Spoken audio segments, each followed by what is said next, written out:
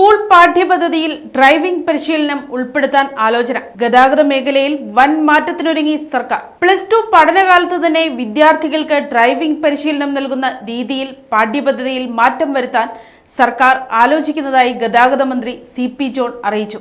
കേരള പത്രപ്രവർത്തക യൂണിയൻ സംഘടിപ്പിച്ച മുഖാമുഖം പരിപാടിയിൽ സംസാരിക്കുകയായിരുന്നു അദ്ദേഹം. വിദ്യാഭ്യാസ വകുപ്പുമായി കൂടിയാലോചിച്ച ശേഷം മാത്രമായിരിക്കും ഇക്കാര്യത്തിൽ അന്തിമ തീരുമാനമെടുക്കുക.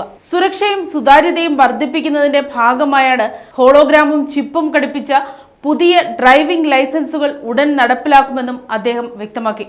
KSRTCയുടെ നിലവിലെ പ്രതിസന്ധികളെക്കുറിച്ച് പ്രതികരിച്ച മന്ത്രി കോർപ്പറേഷന്റെ പ്രധാന പ്രശ്നം മാനേജ്മെന്റിലെ കെടുകാര്യസ്ഥതയാണെന്ന് തുടർന്ന് സമ്മതിച്ചു. നിലവിൽ ഓർഡിനറി ബസ്സുകളുടെ എണ്ണം കൂട്ടാൻ ആലോചനയില്ലെന്നും ടിക്കറ്റ് ഇതര വരുമാനം വർദ്ധിപ്പിക്കേണ്ടത് അത്യാവശ്യമാണെന്നും അദ്ദേഹം പറഞ്ഞു.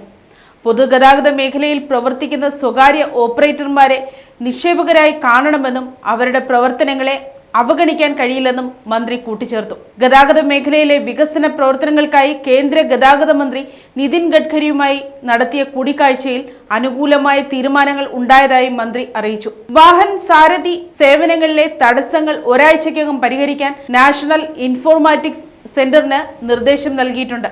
കേരളത്തിൽ ചലാൻ സംവിധാനം ഏതാനും ദിവസങ്ങൾക്കുള്ളിൽ പൂർണ്ണമായും പ്രവർത്തനക്ഷമമാകും. മലിനീകരണ നിയന്ത്രണ സർട്ടിഫിക്കറ്റുകളിലെ ക്രമക്കേടുകൾ പരിശോധിച്ച് കുറ്റക്കാർക്കെതിരെ കർശന നടപടി സ്വീകരിക്കും. ദേശീയപാതകളിലെ ANPR ക്യാമറ ദൃശ്യങ്ങളും വേ ഇൻ മോഷൻ വിവരങ്ങളും കേരള മോട്ടോർ വാഹന വകുപ്പുമായി കേന്ദ്രം പങ്കിടും. KSRTC ബസ് നവീകരിക്കുന്നതിന് സോഫ്റ്റ് ലോൺ അനുവദിക്കണമെന്ന് കേരളത്തിന്റെ ആവശ്യം സാമ്പത്തികകാര്യ വകുപ്പിന് കൈമാറാനും ധാരണയായിട്ടുണ്ട്. കൂടാതെ ഹൈഡ്രജൻ അധിഷ്ഠിത പൊതുഗതാഗത പദ്ധതി വേഗത്തിൽ നടപ്പാക്കാൻ കേന്ദ്രത്തിന്റെ പൂർണ്ണ പിന്തുണയും ഉറപ്പു ലഭിച്ചതായി മന്ത്രി CP ജോൺ അറിയിച്ചു. News desk, Kottarakkara media.